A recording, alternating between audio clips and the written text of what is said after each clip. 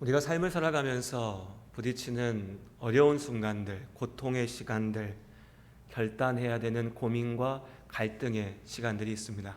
우린 그것을 시험이라고 부릅니다. 특히 그리스도인들에게 더 익숙한 표현이죠. 저도 요즘에는 그런 표현을 그렇게 많이 쓰지는 않는 것 같은데, 일단 저부터도 잘 안 쓰니까 우리 교회에서는 그렇게 쓰지 않는데 모르겠습니다. 요즘도 그렇게 쓰신 분들 많은지. 근데 어릴 적에는 많이 들었던 것 같아요.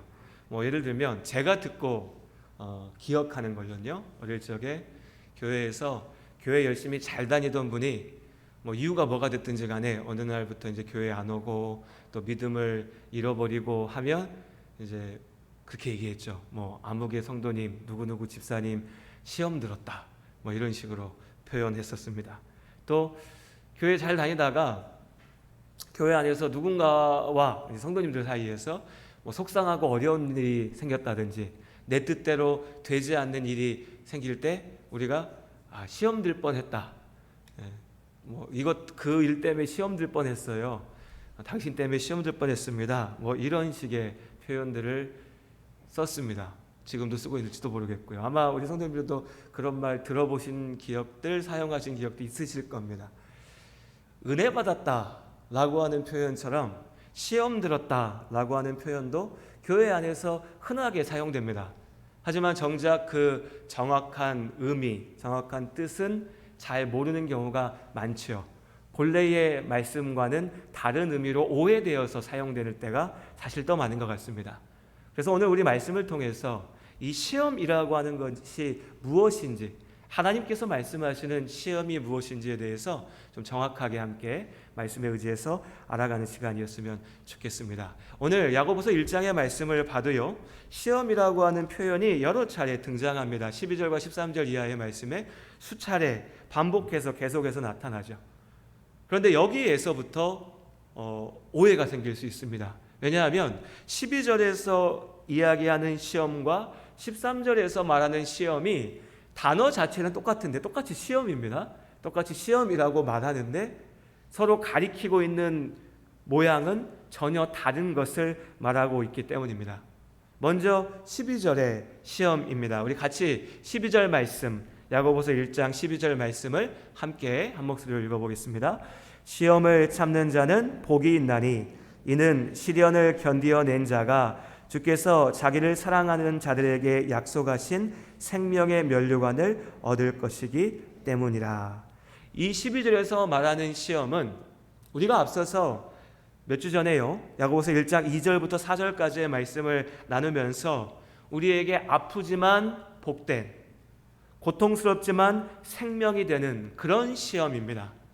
2장부터 말씀 다시 한번 기억해 보시면 2절에서요. 1장 2절에서 이렇게 얘기합니다. 믿음의 시련이 인내를 만들어낸다. 그렇죠. 어려움이, 믿음의 도전이 왔을 때 우리가 그 어려움과 시험 가운데 맞서기 위해서 견뎌냅니다. 인내하죠. 근데 인내 자체가 복은 아니지 않습니까? 인내는 말 그대로 견디는 건데, 이어지는 말씀에 보면 그 인내를 온전히 이룰 때에 4절에 그 인내가 너희에게 조금도 부족함이 없게 할 것이다. 이 말씀 기억하실 겁니다. 우리에게 부족한 게 뭘까요, 여러분? 여러분 지금 뭐가 부족하십니까? 항상 우리한테 부족한 거는 돈이 부족하죠. 그래서 우리 삶의 문제는 돈이라고 제일 쉽게 생각합니다. 부족한 게 문제지 않습니까? 나한테 충분히 있으면 문제가 아니죠. 그래서 우리는 항상 돈이 없다고 생각하고 돈이 제일 큰 문제처럼 생각됩니다. 조금 더 생각해 보면 돈은 있는데 건강이 없어. 그렇죠? 건강을 잃은 분들은 돈이 아무리 많아도 다 필요 없어. 건강이 제일 중요해라고도 말씀하시죠. 맞습니다. 건강이, 내 육신의 강함이 사라졌을 때에 이것도 부족함이죠. 없는 거죠. 그럴 때 내 삶이 완전하지 못합니다. 내 옆에 사람이 없을 때, 내가 믿고 의지할 만한, 사랑할 수 있는 사람이 없을 때 그 끔찍한 외로움, 내가 아무리 돈이 많고 내가 아무리 몸이 건강해도 세상에 나 혼자뿐이야 라고 생각했을 때 그 외로움을 견딜 수 있는 사람은 역시 많지 않습니다. 사람이 없다는 것도 큰 아픔이죠. 이런저런 것들이 우리에게 부족할 때, 모자랄 때 그것이 우리에게 이 세상을 살아가는 아픔이 된 겁니다. 그런데 그 모든 부족함의 본질이 무엇일까요? 그 모든 부족함의 결핍의 본질은 결국 우리가 하나님과 함께하지 못한다는 겁니다. 우리는 당장 눈에 보이는 내가 돈이 없어서 그래, 내가 몸이 아파서 그래, 내가 사람이 없어서 그래, 지금 당장 나에게 없는 5만 가지 것들을 이야기하지만 결국 그 모든 것들의 본질은 하나님과 함께하지 못하기에 내 이 목마름이, 내 갈급함이, 결핍이 쏟아져 나오는 거죠. 그래서 내 삶이 아프고 괴롭고 슬픔이 되는 겁니다. 죄로 인하여 하나님과 함께하지 못하는 것, 이것이 우리에게 고통이고 저주이고 죽음인 것이죠. 거꾸로 이제 말씀을 거슬러 올라가 보면 그렇기에 우리에게 여러 가지 시험이 닥칠지라도, 여러 가지 어려움이, 아픔이, 도전이 닥쳐올지라도 그때에 우리가 믿음으로 하나님께서 이 어려움 가운데 나를 건지실 것을 믿고, 지금의 이 어려움이 끝이 아니라 나의 생명이 하나님 앞에 있음을 믿고 하나님의 나라 가운데 이 모든 아픔을 이기게 하실 거라는 것을 믿고 견딘다면, 그 믿음으로 말미암아 이제 하나님께서 나와 함께 하시기에, 하나님 나라의 그 영원한 생명 가운데 나를 있게 하시기에 이제 더 이상 나에게 부족함이 없게 되는 것이고, 이것이야말로 우리가 기뻐할 일이고, 이것이야말로 우리에게 주신 참된 복이라는 것이죠. 12절의 말씀도 앞서 2절부터 4절까지의 말씀을 다시 한번 다른 표현으로, 다른 관점에서 이야기하고 있는 것입니다. 시험을 참는 자는 복이 있나니. 역시 이해하기 어려운 말이죠. 우리의 눈으로 보면요, 앞서 2절의 말씀처럼 여러 가지 시험을 당하거든 기뻐하라, 이 무슨 말입니까? 말이 안 되잖아요. 12절도 마찬가지인 겁니다. 시험을 참는데 복이 있다. 나한테 어려움이 닥쳤는데 왜 복이냐? 이게 지금 나한테 아픔이지 괴로움이지. 왜냐하면 12절, 이는 시련을 견디어낸 자가 주께서 자기를 사랑하는 자들에게 약속하신 생명의 면류관을 얻을 것이기 때문이다. 생명의 면류관을 얻을 수 있기에 견디어내는 것이, 믿음으로 견디는 것이, 인내하는 것이 복이다라는 겁니다. 그럼 뭐가 복입니까? 생명의 면류관이 복이라는 거죠. 그 생명의 면류관, 우리에게 부족함이 없는 것, 그것을 가질 수 있기에, 그것을 얻을 수 있기에 지금의 견디는 것이, 지금의 인내가 복이 될 수 있고 기쁨이 될 수 있다는 겁니다. 자, 그럼 생명의 면류관이 뭡니까? 이것도 우리에게 익숙하죠. 교회 다니시는 분들 맨날 듣는 얘기 아닙니까? 생명의 면류관, 생명의 면류관. 생명의 면류관이 뭡니까? 여기서 생명의 면류관은요, 동격으로 사용됐어요. 무슨 얘기냐? 이 면류관을 쓰면 생명을 주는, 그러니까 이 면류관에 무슨 기적적인 능력이 있어가지고 이 면류관을 쓰면 생명이 생기는 거야, 이런 뜻으로 쓰여진 게 아니라, 우리 생명의 면류관 하면 그렇게 들리지 않습니까? 그런데 동격으로 쓰였다는 게 무슨 말이냐? 참된 생명, 그것이 또한 면류관, 이겁니다. 같은 거죠. 그러니까 믿음으로 시련을 견디는 자에게 약속하신 생명을 주신다, 약속하신 면류관을 얻게 하신다, 이렇게 된다는 거죠. 그럼 우리 생명을 알고 있습니다. 우리 생명, 이 땅에서 죽지 않고 사는 것도 생명이죠. 더 본질적인 생명은 단지 지금 이 땅에서 내 육신이 병들지 않고 죽지 않고 사는 것이 아니라 하나님의 나라 가운데 참된 생명이신 하나님과 함께함으로, 앞서 말씀드릴 때 우리가 결핍됐다고 했잖아요. 끊어졌다고 말씀드렸습니다. 부족하다고 말씀드렸습니다. 나에게 부족한, 내가 끊어진 그 하나님과 함께함으로 생명이신 하나님과 함께하기에 이제 내가 그 영원한 생명을 온전히 누리게 되는 거죠. 하나님께서 우리를, 여러분 우리가 오해해서는 안 됩니다. 하나님께서는 사람을 죽으라고 만들지 않으셨습니다. 내가 사람을 창조했는데 너희 사람은 죽어야 돼, 이게 아니죠. 그런 하나님이 우리를 미워하시는 거죠. 싫어하시는 거죠. 괴롭히시는 거죠. 그런데 하나님은 우리에게 계속해서 말씀하십니다. 내가 너를 사랑한다. 내가 너를 지극히 사랑한다. 내가 너를 내 생명을 다하기까지, 예수께서 이 땅에 오셔서 죽으시기까지 사랑한다고 말씀하십니다. 그렇게 나를 사랑하신 하나님이 나를 왜 죽이시겠습니까? 하나님이 나를 죽이신 것이 아니라 우리가 죄로 인하여 죽게 된 것이지요. 그러나 죄로 인하여 죽게 된 우리를 하나님께서 그 영원한 생명 가운데 다시 부르시고 함께하게 하시는 겁니다. 하나님의 나라죠. 영원한 생명입니다. 요한복음에 예수님께서 영접하는 자에게 영생을 누리게 할 것이다 라고 하신 그 영생입니다. 이걸 이해하지 못하니까 이걸 너무나 수준 낮게 내 눈에 보이는 세상 속에서만 보려고 하니까 온갖 이단 사이비들이 나타나서 안 죽어, 병 안 들어, 뭐 갖다 바치면 다 나을 수 있어, 이런 식으로 얘기하는 거죠. 하나님의 말씀은 우리에게 그렇게 말씀하지 않으십니다. 하나님께서 생명의 주인이십니다. 그렇기에 병든 자를 낫게 하시고 죽을 자를 살리시고 우리의 모든 문제를 해결하시는 하나님이신 줄로 믿습니다. 그러나 이 땅에서의 삶의 본질이 달라지진 않습니다. 우리에게는 도전이, 시험이, 아픔이 여전히 놓여져 있습니다. 하지만 그 아픔의 너머에 영원한 생명으로 우리를 인도하신다는 거죠.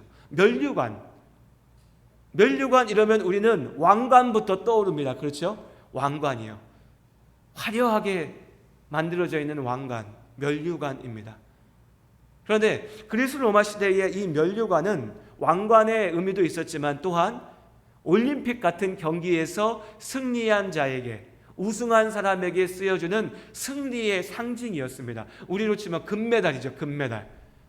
그런 의미에서 이 말씀을 이해해 보면 너희가 믿음으로 어려운 시련을 견디어낼 때 마침내 그 너희의 믿음에 대하여서 하나님께서 약속하신 대로 너희가 승리하였다, 너희가 이겼다라고 승리의 관을 씌워주신다는 겁니다. 영원한 생명, 참된 승리, 우리의 복, 기쁨, 사절에 부족함이 없음 다 합쳐놓으면 하나님의 나라입니다. 하나님의 나라. 우리의 믿음의 싸움이 오래 참고 견딤으로 승리하게 될 때, 그때 우리가 하나님 나라의 그 온전함을 누릴 수 있게 되는 것이죠. 그래서 오늘 12절에서 말하는 이 시험, 우리에게 마침내 복이 되고 마침내 기쁨이 되는 이 시험, 믿음의 시련은 우리가 믿음으로 하나님의 말씀 앞에 순종하며 나아갈 때 감당해야 될 어려움이고 도전인 것이죠. 그렇게 우리가 어렵지 않게 분별할 수 있습니다. 믿음의 시험이 뭐냐? 내가 하나님 앞에 나아갈 때 부딪히는 어려움이다. 초대교회 성도들에게 주어졌던 핍박과 박해가 믿음의 시험이었죠. 예수님께서 너희 각자의 십자가를 지고 나를 따르라 하고 하셨을 때에 우리가 예수님의 길을 쫓아 져야 될 우리의 십자가, 이것은 죄악된 행동의 결과가 아니라 그냥 나에게 닥친 어려움이 아니라 내가 예수님의 길을 쫓아 나아갈 때에 감당해야 될 믿음의 도전들인 것입니다. 이렇게 믿음의 시련을 우리가 믿음으로 견디며 나아갈 때 하나님께서 우리를 다듬어 가시는 거죠. 그것이 연단입니다. 그렇게 오늘 말씀을 바라보면 사도 바울은 오직 믿음으로 구원을 얻는다라고 구원의 본질을 말하였습니다. 우리는 분명히요, 오직 믿음으로 하나님 앞에 구원받습니다. 그런데 오늘 예수님의 형제 야고보를 통하여 하나님께서 우리에게 그 구원을 얻는 믿음은, 너희는 분명히 믿음으로 구원받는데 너희가 구원을 얻을 수 있는 그 믿음이라고 하는 것은 그냥 말 몇 마디로 대충 때울 수 있는 것이 아니라 사람들 앞에 서서 나 예수 믿어, 나 교회 다녀, 이 말로 그냥 쉽게 넘어갈 수 있는 게 아니라 인생의 계속되는 도전들 속에서, 아픔 속에서, 어려움 속에서, 눈물 속에서, 그러나 포기하지 않고 멈추지 않고 주저앉지 않고 그 시련 속에 오래 견디어내는 인내를 통하여서 빛을 발한다는 겁니다. 우리 삶 속에 이 도전이 계속됩니다. 그 도전 속에 우리가 믿음으로 견디어낼 때 그때 우리의 구원의 완성에 이를 수 있고, 그것이 우리가 걸어야 될 믿음의 길, 하나님의 축복의 길이라는 것이죠.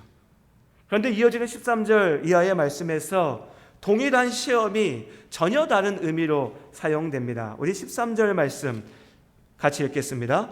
사람이 시험을 받을 때에 내가 하나님께 시험을 받는다 하지 말지니 하나님은 악에게 시험을 받지도 아니시고 친히 아무도 시험하지 아니하시느니라. 아멘. 뭐가 좀 이상해요. 왜냐하면 앞에서 야고보는 우리가 시험 받을 때 기뻐하라고 얘기합니다. 그게 복이라고 얘기합니다. 그런데 13절에서는 너희가 시험 받을 때에 그게 하나님으로부터 받는 시험이다라고 말하지 말라고 또 얘기해요.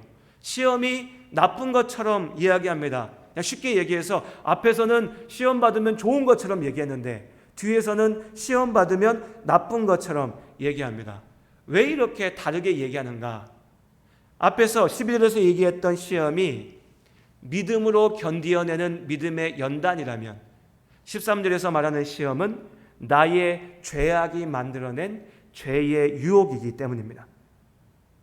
하나님 앞에 내가 온전케 되어져 가는 과정이 아니라 하나님 앞에 원망하고 불평하고 하나님을 밀쳐내고 하나님으로부터 떠나려고 하는 과정에 사람이 입으로 이 시험이라고 하는 말을 갖다 붙인다는 거죠. 그렇기 때문에 13절에서의 시험은 사단의 유혹이고 나 자신의 죄악됨과 약함이 만들어낸 수렁, 걸림돌인 겁니다. 역시 마태복음에서 예수님께서 제자들에게 너희가 시험에 들지 않도록 깨어서 기도하라고 말씀하셨던 그 시험인 거죠. 이런 시험에 빠지면 안 된다. 그러니 너희가 깨어서 기도하라. 그 시험 가운데 빠지지 않도록. 그런데 이 시험이 어디서 나옵니까? 이어지는 14절부터 16절까지 말씀 우리 같이 한 목소리로 읽겠습니다. 오직 각 사람이 시험을 받는 것은 자기 욕심에 끌려 미혹됨이니 욕심이 잉태한 즉 죄를 낳고 죄가 장성한 즉 사망을 낳느니라. 내 사랑하는 형제들아 속지 말라 하네.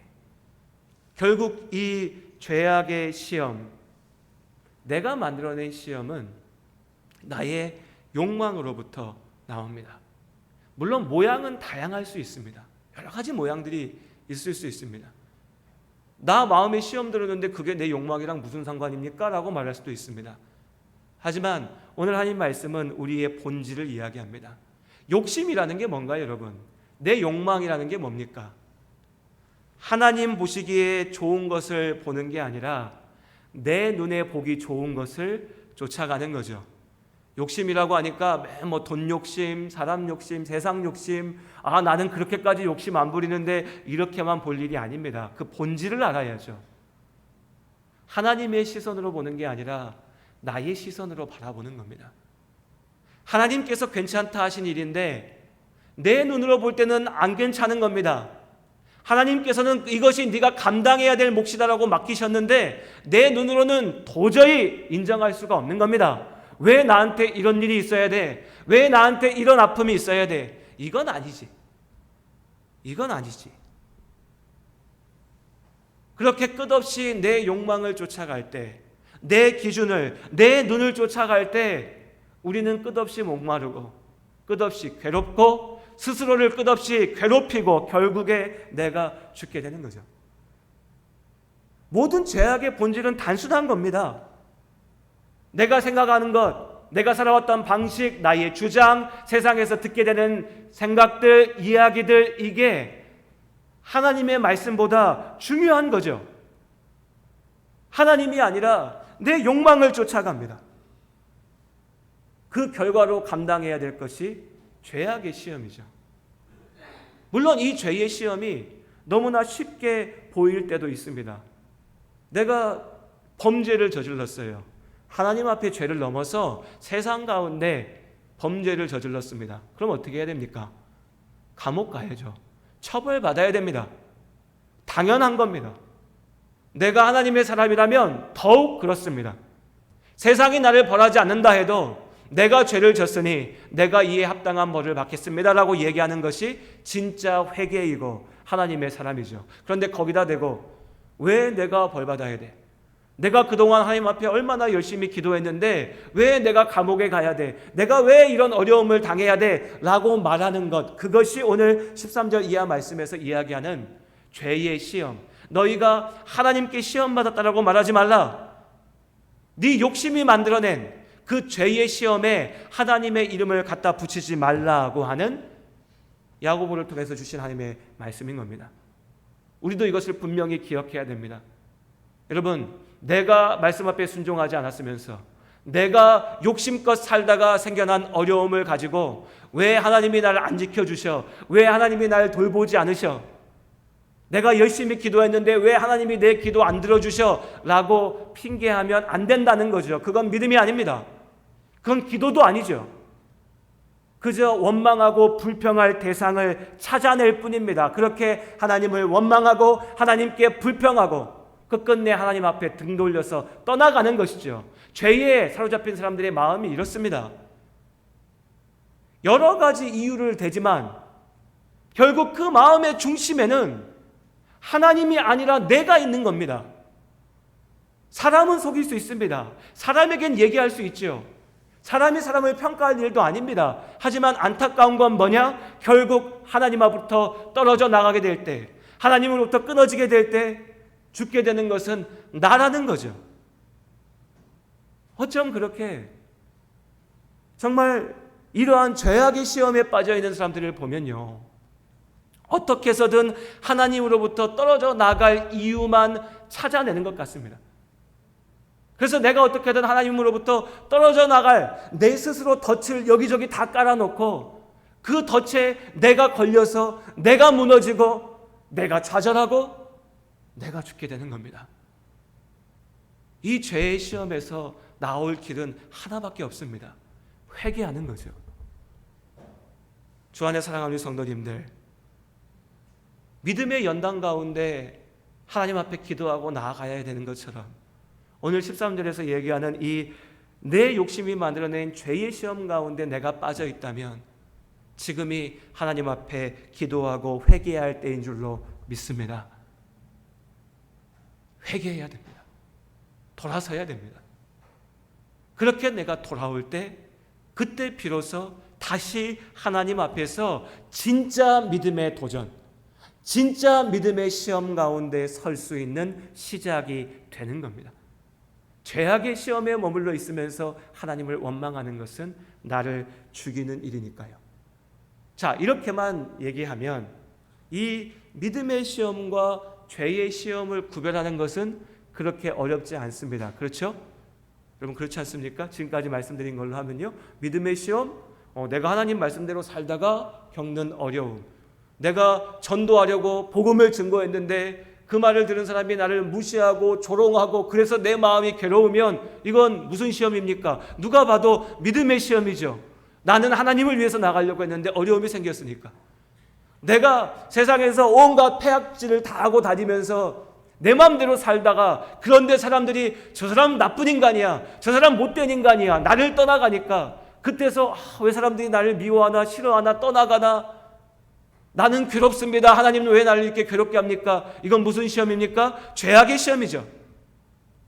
내가 죄악 가운데 살았으니까요. 이건 쉽습니다. 여기까지는 쉬워요. 근데 진짜 우리를 힘들게 하는 게 뭡니까? 이게 잘 보이지 않을 때예요. 진짜 우리를 아프게 하는 것은 이렇게 쉽게 구별되는 상황이 아니라 사실은 어느 날 갑자기 내 인생에 전혀 생각하지도 않았던 바위덩어리가 떨어져 가지고 나를 때리고 내 앞길을 막고 주저앉게 만드는 겁니다. 무너지게 만드는 거고 죽을 지경으로 만드는 거죠. 내 삶 가운데 갑자기 닥쳐오는 고난이요, 어려움, 시련. 욥을 생각하게 됩니다. 욥이 뭘 잘못했습니까? 욥의 이야기를 다 아시지 않습니까? 욥이 뭐 얼마나 문제가 있었나요? 물론 욥기의 앞에 보면 이게 하나님께서 허락하신 사단의 시험이었는데 하나님께서 그걸 주신 게 아니라 그냥 사단의 시험 가운데 잠시 허용하신 거야. 막 신학적으로 어렵게 얘기하지만 다 필요 없고요. 우리 눈안은 안 보이잖아요. 지금 우리한테는요. 욥의 입장에서 한번 생각해 보자고요. 욥의 입장에서는 나는 하나님 앞에서 잘 살았는데 갑자기 마른 하늘에 날벼락이 친 겁니다. 도적대가 몰려와서 내 사랑하는 아들들을 다 죽인 거예요. 내 사업이 너무나 잘 이루어져 왔는데 어느 날 갑자기 한순간에 다 무너져 버립니다. 자연재해가 닥치죠.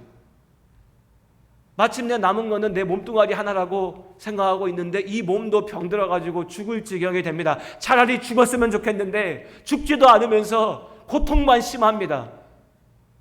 이게 욥이었죠. 그 욥의 앞에 친구들이 와서 너가 뭔가 죄를 져서 그래. 너가 뭔가 잘못해서 그래. 우리도 그렇게 생각합니다. 왜 이렇게 어려움이 생겼을까? 믿는 우리도 뭔가 내가 하나님 앞에 죄 져서 그런가? 뭔가 내가 잘못했으니까 벌 주시는 건가? 하나님이 내 인생을 저주하셨나? 우리도 그렇게 생각하게 될 때가 있습니다. 그럼 어떤가요? 저주하셨나 하고 마음이 편해지면 좋은데 그렇습니까? 괴롭죠. 더 괴로울 뿐입니다. 더욱 괴롭죠. 소망이 보이지 않으니까요. 또 어떤 사람들은 이 와중에서도, 이 고난의 와중에서도 하나님으로부터 떨어져 나갈 이유로만 봅니다. 야, 이렇게 감당하지 못할 어려움이 왔어? 이거야말로 하나님이 없다는 증거야.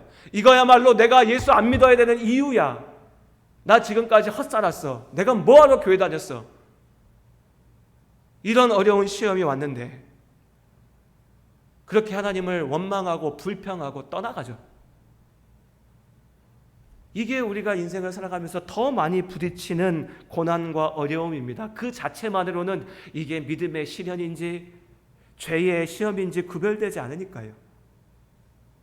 그런데 이때 사실 보면 내 앞에 던져진 이 고난의 바위가, 내 앞에 지금 놓여진 이 아픔과 고통이 시험인 것이 아니라 가만 보면 그 바위 덩어리를, 그 고통을, 그 아픔을 바라보는 나의 눈, 그 고통을 이해하는 나의 영, 그 고통을 견뎌낼 수 있는 나의 힘, 이것이 시험이 되는 겁니다. 어려움 그 자체가 시험이 아니에요. 그 어려움을 내가 어떻게 이해하고 어떻게 받아들이느냐가 시험이 되는 거죠. 누군가는 그 어려움 가운데 하나님을 봅니다.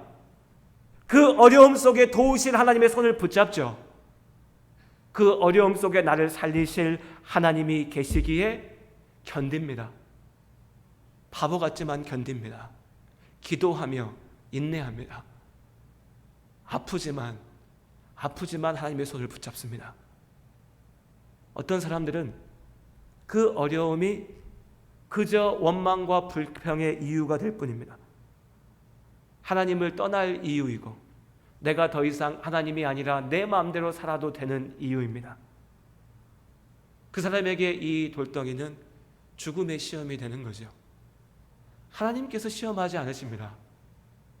죄의 결과로 이 땅 가운데 우리가 살면서 부딪힐 수밖에 없는 그 어려움들이 누군가에게는 믿음의 연단으로, 누군가에게는 죄악의 시험으로 놓여지는 것이죠. 물론 하나님께서 아십니다. 하지만 그건 우리의 이해를 넘어서는 이야기이기에 우리 눈앞에서는 똑같은 일이 벌어지지만, 똑같이 병들지만 누군가는 그렇기에 더욱 주님 앞에 기도해야 될 시간으로, 누군가는 절망에 사로잡힐 시간으로, 똑같이 마음의 상처를 입었지만 누군가는 그렇기에 더욱 하나님 앞에서 위로받는 시간으로, 누군가는 미움과 원망과 불평을 쏟아내는 시간으로, 내 인생의 어려운 시간 가운데 부딪혔지만 누군가는 더 큰 축복으로 주실 하나님을 믿음으로 인내하며, 누군가는 내 인생이 다 끝장났더라고 그 순간에 포기하는 것으로 나눠지는 것이죠. 어쩌면 이 순간에 우리 성도님들의 삶 가운데도 시험이 있을 수 있습니다. 시험에 부딪혔다면 여러분, 먼저 내가 어떤 시험에 있는지를 구별하셔야 됩니다. 앞서 믿음의 시험이라면 포기하지 마십시오. 하나님께서 주신 그 믿음으로 이길 수 있는 시험입니다. 예수 그리스도의 길을 쫓아가기에 감당해야 될 시험입니다. 그러니 주님께 기도함으로 나아가시기를 바랍니다. 죄의 시험이라면 회개하십시오. 회개해야 됩니다. 핑계하면 안 됩니다. 하나님 이름 갖다 붙이면서 자꾸 스스로 면죄부 주려고 하면 안 됩니다. 누구보다도 내가 압니다. 사람은 속일 수 있어도 내가 압니다. 하나님 앞에 정직하게 섰을 때 나는 압니다. 이게 나의 죄의 결과구나. 회개하십시오. 우리가 회개할 때 하나님께서 우리의 기도를 들으시고 우리를 온전한 자리로 다시 세우실 줄로 믿습니다.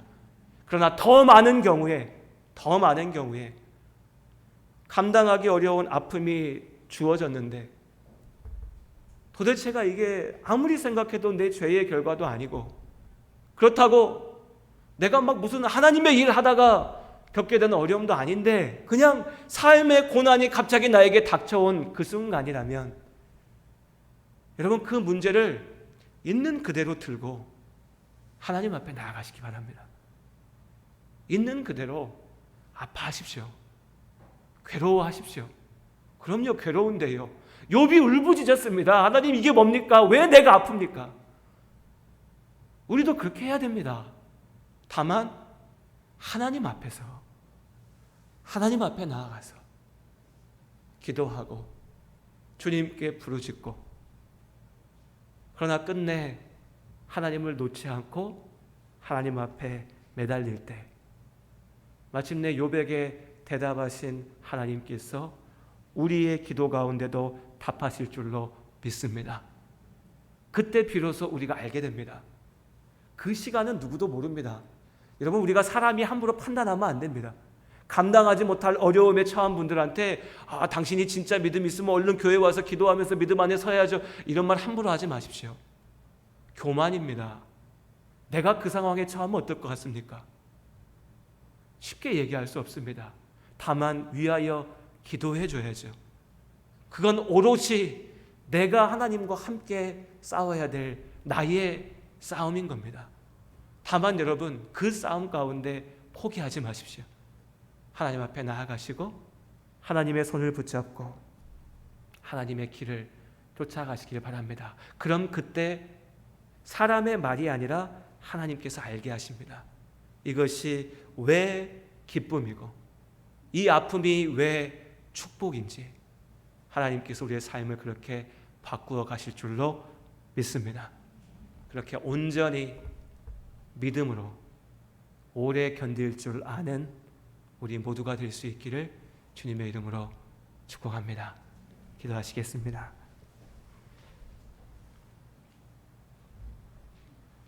하나님,